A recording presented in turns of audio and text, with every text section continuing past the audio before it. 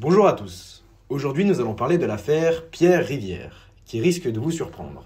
En effet, l'affaire Pierre Rivière, qui s'est déroulée en 1835, est un jeune paysan de 20 ans qui commet un triple meurtre. Il tue sa mère, son frère et sa sœur. Cette histoire a attiré l'attention de la justice et des médecins de l'époque. Il rédige ses mémoires après son arrestation, expliquant les raisons de son acte. Il dit qu'il était submergé par des pulsions irrationnelles. Il affirme aussi qu'il voulait mettre fin aux souffrances de son père, maltraité par sa mère. Il publie ses mémoires après son arrestation.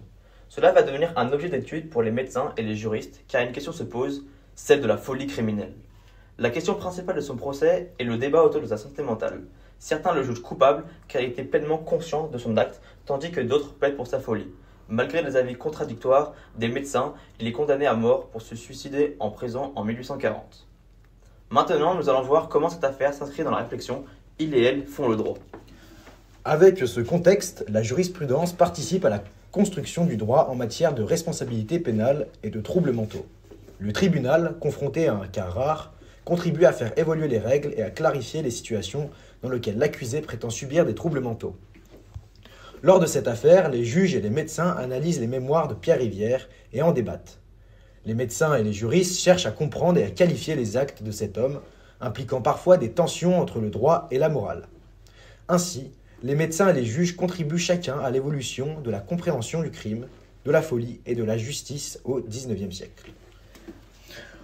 En effet, cette affaire n'est pas qu'une histoire poignante. Elle a aussi contribué à la construction des futures lois.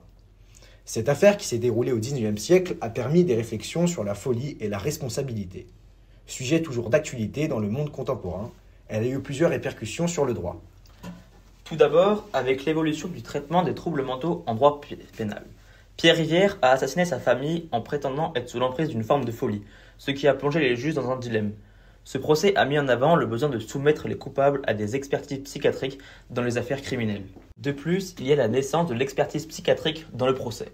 De nos jours, cette expertise est devenue une étape incontournable dans les affaires où la santé mentale de l'accusé est en cause. Les juges et les médecins ne sont plus les seuls à évaluer l'état mental des coupables, et l'avis des psychiatres peut remettre en cause le jugement. Ensuite, il y a aussi l'irresponsabilité pénale pour troubles mentaux. Le cas de Pierre Rivière a joué un rôle dans l'idée d'irresponsabilité pénale. Aujourd'hui, ce principe est inscrit dans l'article 122-1 du Code pénal, qui stipule qu'une personne ne peut être déclarée pénalement responsable si elle était en état de démence ou de perte de contrôle totale au moment des faits.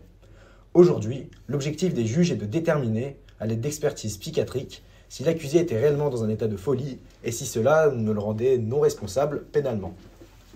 En conclusion, l'affaire Pierre Rivière a eu des répercussions sur le droit moderne en prenant en compte l'état psychologique de l'accusé au moment du crime. Cette affaire a permis aussi de faire évoluer la loi, en introduisant l'évaluation des facteurs psychologiques et mentaux dans le code pénal. On peut par ailleurs ouvrir cette affaire avec le cas Sarah Halimi, une femme tuée en 2017 par un voisin qui a proclamé avoir des troubles psychiatriques. Il a fait l'objet d'un débat judiciaire sur la reconnaissance de l'irresponsabilité pénale due à la folie. Et voilà, nous avons raconté l'affaire de Pierre Rivière, j'espère que cela vous aura plu. À bientôt!